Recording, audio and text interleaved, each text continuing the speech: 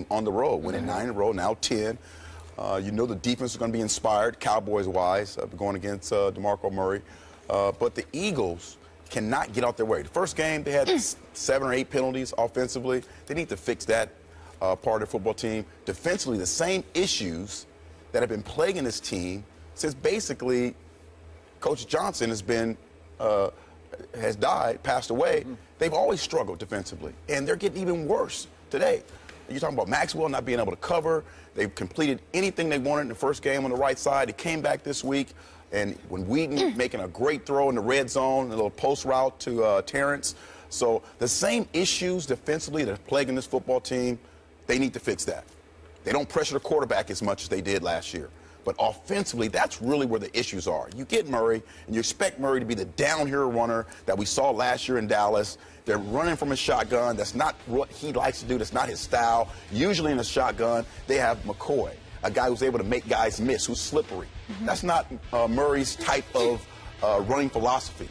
They did an outstanding job on Sproles, Dallas Cowboys did yesterday. They were inspired defense. So this can be fixed, but they first have to fix the point of running the football effectively. They need to find out. And again, are you going to install the I formation? No, they don't need to install the I formation. But offensive line-wise, you need to do a better job of sealing, giving him a hole where he can hit the hole and not go from sideline to sideline. And Chip Kelly has been successful everywhere he's been. He's going to be able to change up and make sure that his running back that he got from Dallas is able to help his football team. And the only way he's able to do that is by offensive line and getting some holes where he can run straight up and down the field. Eric Allen, I need you and folks outside of Skip Bayless. I'm talking about people that played in the NFL to define success for me. I understand where you and I are coming from. But with all due respect, I am getting sick and tired of people telling me that Chip Kelly was successful. Chip Kelly won football games. Chip Kelly never won a national championship. Right. Chip Kelly missed the playoffs last year. Chip Kelly is a good football coach. But I do believe that we have the right to sit there and say, or distinguish rather, the difference between being a winner and being good. There is a difference. Do I think Chip Kelly is a good coach? Yes, the record mandates that.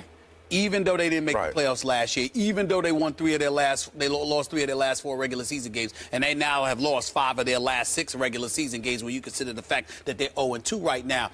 There's no arguing that in 2 seasons in Philadelphia, Chip Kelly is 10-6 both seasons. He ain't 6-10. So we're going to sit there and give him credit where credit is deserved and say he's a good coach. But there's a difference between being good and being a winner. And I have yet to see Chip Kelly validate that he is a winner. So now we look at the fact that he is no longer in college and he's on the NFL level, and now he's controlling stuff because he's the de facto GM essentially, and he's calling the shots in terms of getting guys out there. Well, or getting guys on your squad. You brought Byron Maxwell into the mix. Paid him over $60 million. I remember you, Eric. I know you could play. And I know you know when somebody is a bit overrated at that cornerback spot. For sure. Can I get an amen on Byron Maxwell? Oh, you can. Say it. Say it with me. Say amen. Amen. There we go. Because he is struggling just like the rest of the corners have struggled in that defensive I understand that, but I'm not going to get on Walter Thurman III and other cats. They weren't paid $60 million. And the safety's actually playing pretty good. That's right. Now you got to skip the problem with your inside linebacker spot. Kiko Alonso, fresh off of 2 ACL injuries, you decided to bring him in Philadelphia. He had that left knee bothering him in training camp.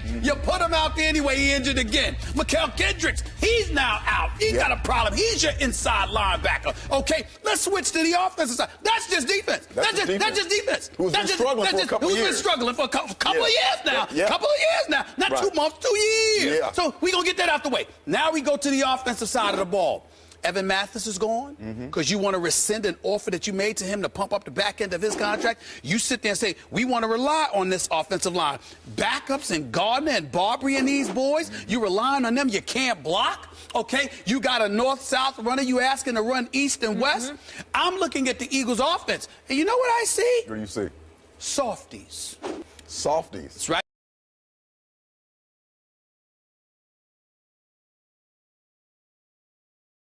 About DeMarco Murray, I'm talking about cumulatively. I'm talking about a unit. This is what I'm talking about. I'm not calling him soft. Jordan Matthews can ball. Yes. He's an elite number 2. Yeah. Just a little bit shy of being number 1. He need another year or so. All right? Don't talk to me about Riley Cooper. Damn it, he need to be on the offensive line because all he does is block. Right. Remember? That's the first time we learned that the criteria for the wide receiver was blocking instead of catching passes. Remember, we didn't know that until Chip Kelly came along, okay? So I'm just looking at these guys, Aguilar and these boys, they got to prove something. They do.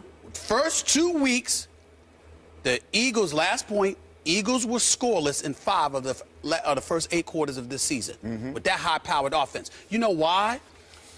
Atlanta punched them in the mouth in the first half. The Cowboys punched them in the mouth in the first 3 quarters. You're talking high powered. They're not high powered anymore. That's where we need to. I agree with that. They lost their explosiveness. Okay, 2 years ago, Deshaun Jackson, the guy who can break the top off, he was too small, too whatever for you in the locker room. I get that, Eric. They need to find a way to get back to running the football. I want to bring Skip in here. I want to bring Skip in here. All I'm saying is this: for the first 2 quarters against Atlanta and the first 3 quarters.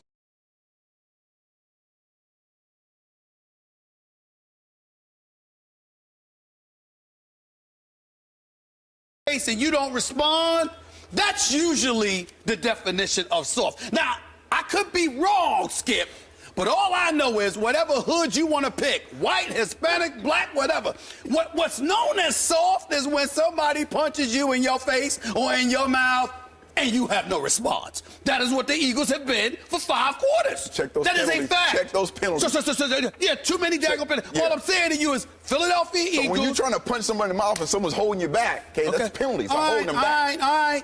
You can say that. Go ahead, Skip. All right. Let's hold that thought, Skip. We don't want to cut you off, and we need to take a break, so we will revisit your side when we return here on First Take. Keep it here. Skip knows softies. Hold on.